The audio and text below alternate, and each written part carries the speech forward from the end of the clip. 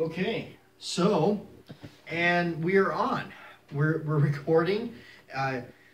We also have the audio going. It's Saturday morning. You're here, tuned in with BATJAC J.W. Same time, same place, same channel. Hasn't changed. But you know, we're still going through some stuff and still pumping out videos, and the channel's still growing. We're actually coming up to almost what is it? Let's see. I think yeah, we're coming up to pretty close to 15,000 subscribers. That's quite a lot. Never really thought I was gonna hit anything like that starting this channel. And yeah, I started a lot of this just for movie sake, and I love filming things, and yeah, I enjoy a lot of the old stuff and old movies, and so I thank a lot of you, the near 15,000 of you that have subscribed to the channel, that like it. Some of you may have just subscribed because you came across a random revolver video or something like that, or whatnot, and you kind of maybe look at the recent videos, and maybe you're not, hopefully you like all the content. Hopefully, I know there's not something, I'm sure not a lot of it is, something that somebody's going to enjoy, but, or something like this. They stumble across this video and they go, what is this? I thought we were supposed to be looking at old Smith & Wesson revolvers, and now we're tuned into some kind of 20-minute chatter thing. But that's okay. That's what we do every Saturday morning. This is we gather around the BATJAC Army here, and we chat and we listen. Some people just listen, and some people watch. So, and we go through some comments and things like that. But I want to kind of set this out there too. One of a longtime subscriber of mine and a YouTuber by the name of Real Cobra Burnout. I want to say this because he just recently posted up a video of somebody that actually stole his videos. I never understood why somebody would do that on YouTube. They just steal somebody's videos and then use it as their own and create their own channel. That has happened to me a bunch of times. And I was very fortunate and blessed that a lot of you got right on that, went after them, reported them, and it got taken down. And I'm sure there's probably still more stolen content of mine out there, but the Real Cobra Burnout had that happen to him recently. He did a video on it. It's really nice to see a lot of us that, and you, the subscribers, even though you don't make videos, some of you don't, some of you do, that band together and we help each other out and stuff like that. And I think it's just, to me, theft is theft. I worked loss prevention for many years for the Sears Holding Company. But it's just, I never understood that. It's just like, it's not yours. It doesn't belong to you. And you're going to steal it. You're going to steal something that, I don't know. But, hey, people do all kinds of stuff, right? Drink gasoline and whatnot. So let's get to some comments here. I got the first comment up. I'm just reading them off. I got the computer, little laptop set up. This way we're doing these things now. It kind of makes it interesting to do. So I got one here from Joe P. It says, "Good morning, JW." Good morning, Joe. How are you? Got the coffee rolling. We're actually got, during the time of the filming right now, I got a storm brewing outside. So interesting enough, out in the middle of the desert, you think, it's like, I never thought I'd ever say, man, oh my gosh, there's rain. Because coming from Hawaii, there's rain all the time. So I must say I miss it. I miss the rainy all the time. So I got Jerry Johnson said, "One of my favorite movies I watched with my dad was The White Buffalo with Charles Bronson. Great movie." Yes, The White Buffalo is definitely one of the early ones that I saw too. It's one that I have not yet, per se, pulled the trigger on and got and actually bought. It is on Blu-ray. It does exist. I do want to get it. I should get it. It's a good movie. The beginning, it's a J. Lee Thompson movie again. I should get it because it's that whole beginning opening sequence is pretty violent too. It shows that buffalo just rampaging through and just ransacking and murdering all kinds of people. So it's crazy. Mr. Holzer He actually typed in, he says, yes, sir. Mr. Holster is actually, he claims that he deleted over 300 of his videos, uh, trying to, make sure that he was within guidelines and stuff like that. And that's something we've been struggling with. I want to keep it here. Don't want to go anywhere else. YouTube is an amazing tool, and I want to stay here. So, yeah, we were talking a little bit about that. So, 454 Packer says, you prefer older movies? Me too. Yes. Yeah. Do you have any favorites? Favorite newer movies? Anyways, more wants than money. But yeah, newer movies that I like there are some that they came out that I do like. No Country for Old Men stand out as one of the ones that I like. That was more of a newer film, and well, of course, and then Walk in the Woods with Nick Nolte and Robert Redford is one of my favorites too. That was a recent one that came out. It's a good comedy. I thought it was really well put together. I wish it was longer. That movie, to me, it could have been longer. I wish it was longer. Another one that they came out that could have been good. The story was excellent. You see where it had major potential to be something very good, and it was one that kind of, I think, slipped under the radar was Killing Season. If you haven't seen that, it's got Robert De Niro and John Travolta. It's kind of, I don't really want to spoil it, but they hunt each other in the woods, and you could have, just by looking at it, you saw the potential. You saw where that movie could have gone if it was longer and more detailed. It really, but it's still, I own it. I still own it. So, the Bohemian Hunting Club writes in a good show, and he said, Lion Quest Fitness says, you look good in black. Blackjack. Good guys wear black. Thank you, Lion Quest Fitness. Appreciate that. Only good guys wear black, or good guys wear black. I don't want to drop kick myself through a windshield. But I think thank you for the compliment. I think if you haven't seen that movie, I think you won't.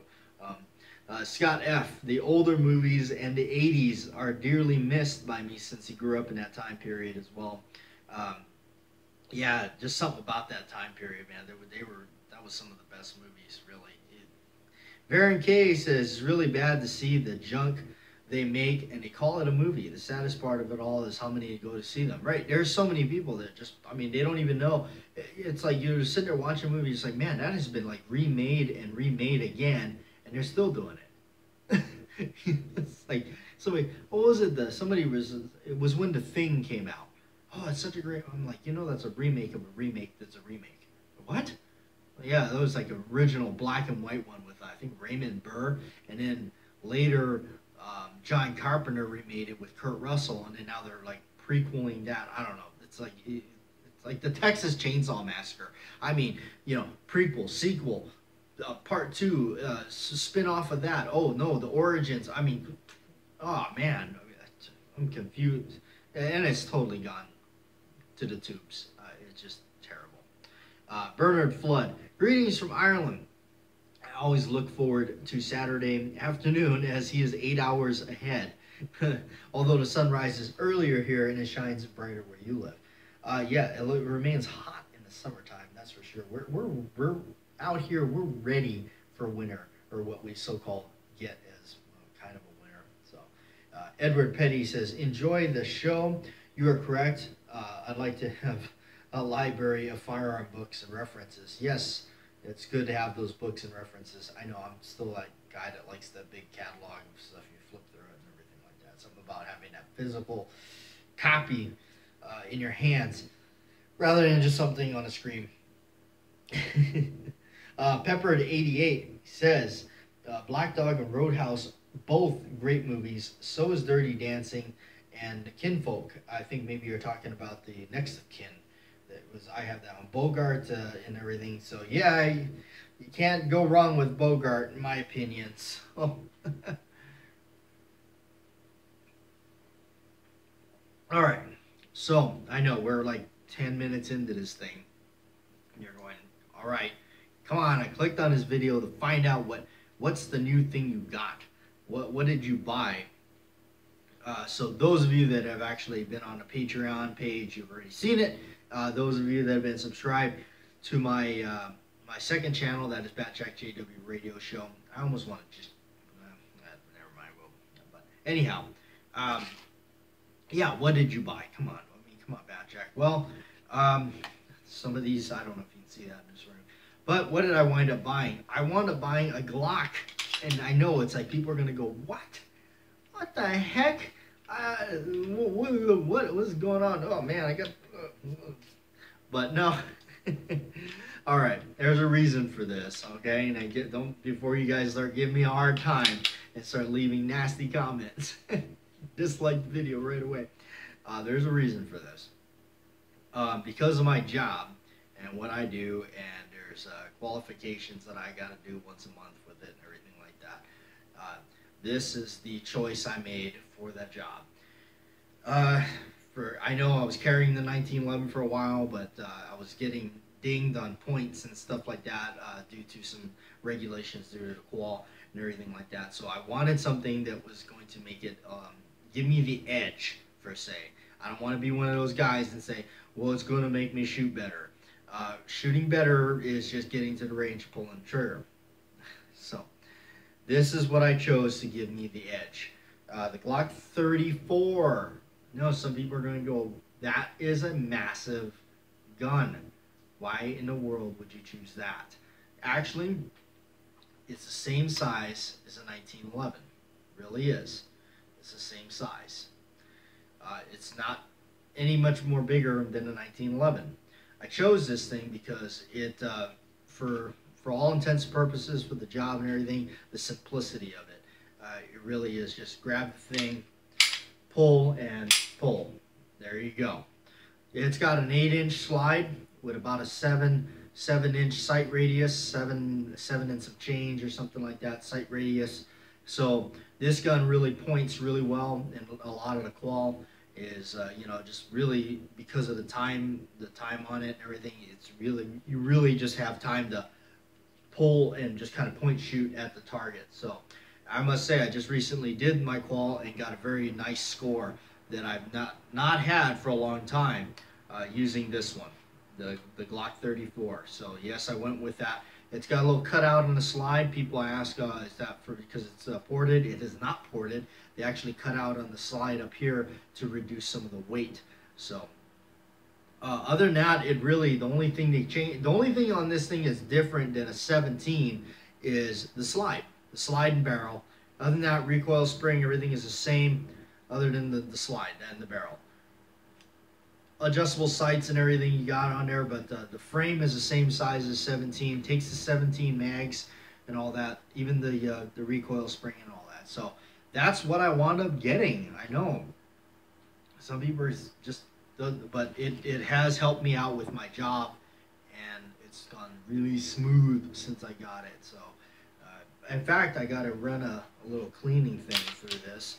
So one of the things I really like is these. They're called ramrods, but I just call them the giant, big old Q-tip. They're really neat. A little ballast on applicator. I always get these things a size bigger than what you're like. These are, for instance, these are 40 caliber, and I've been using these on my 38s and my 9 and all that. And the reason I get them a little bit larger is because then it helps really get a tighter fit inside there and really, first, I squeegee out the barrel. So it's neat. So what I do is I just take this thing and just drop it right through the breech like that and just pull through, almost like a bore snake. I know it kind of looks like I'm pointing it at myself, but there you go. Just kind of pull that right through. It just kind of helps clean out the barrel a little bit, just for that little. And there you go. That's the beauty of it. I'm not going to go too crazy because I'm still in the process of shooting this thing after work. So the other news, keeping track of the channel. The other thing I'm going to do is I'm actually going to get my Lee turret press set up. Although I have the Dillon 650, I still have it. I need some parts for it, so I just haven't really actually pulled the trigger and got the parts for it and everything like that. And if the whole machine has been so cannibalized, it's in pieces and pieces everywhere. So right now it's just not up and running, and speed is not necessarily something I'm going for right now. So anyway, I'm gonna get the lead turret press set up, and what I'm gonna do is I'm actually gonna order that stand that they make for it because it's good for confined spaces. I don't want to set up a giant table of reloading stuff and my bench and all. I just really don't want to do that because I don't want to pack all that stuff up and you know, in case you know, I just really right now the future for me, it's a little, so I'm not sure where I'm gonna really be. So I don't want to set up a whole bunch of stuff that I'm going to have to take down shortly and all that. So this is just something nice I can do. It's a little stand. It goes up. It's, you know, they're fairly cheap on Amazon. They free shipping, you know, things like under $100. So I'm going to get it, set it up. I even got the dies. I yanked them off the lead or the turret. Not the turret. Come on, JW. The Dylan tool heads. Yanked them off of that. I even had to order a powder through die because I lost mine because these things have been attached to Dylan for so long, and the Dylan has got its own powder through die and all that stuff. But anyway, that's what I'm doing with that. So keep an eye on the channel. I'll be posting some videos on that, and when I get all that going and everything like that. But yeah, this thing has not had its own starring video yet. It will. I'm not sure when I'll post it, but I did do a lot of comparisons on slide and barrel and all that stuff to a 1911 to really give that comparison, because I did a lot of videos and researching on it before I went ahead and bought this thing. There was a lot of stuff that I wanted to know, including its size, because it was like so many people were like, whoa, why would you want that thing? It's not as bad as you think. In fact, it's as far as the Glocks go, it's become my favorite one. Really. And I used to have a 17, I used to have a 23 with the 9mm barrel conversion, guys. If you see my channel, you've been around. I used to have a 17. It's actually right before I really started doing the YouTube bit. I had a Glock 17, which I don't have anymore. Sold it long ago. So when it came down to buying another one, I kind of was like, I don't really want to buy something I already had, because it seems like I was like, there was something about doing that. I don't know. Something irked me about it. So then when I started really doing more about it, and I started thinking about what I need it for and everything, it's really one of the very few guns I've ever bought for the sole purpose of its function and needing it, and not really have anything to do with a movie. Although, come on, you're waiting for it, right? It's used in Man on Fire by Denzel Washington in the beginning, and the movie End of Days by Arnold Schwarzenegger. So, hey, there's something cool. So, before I get out of here and call it a day, and you guys enjoy the rest of your weekend, about going live streaming. It did have a pretty good turnout. I do like the way it turned out. There was a lot of you that actually showed interest in that, and so we might do it again. So if I do decide to do it again, it'll be posted ahead of time as a reminder, so everybody can get in there and chime in and be like, hey, that's right, tonight he's going live. Let's check it out.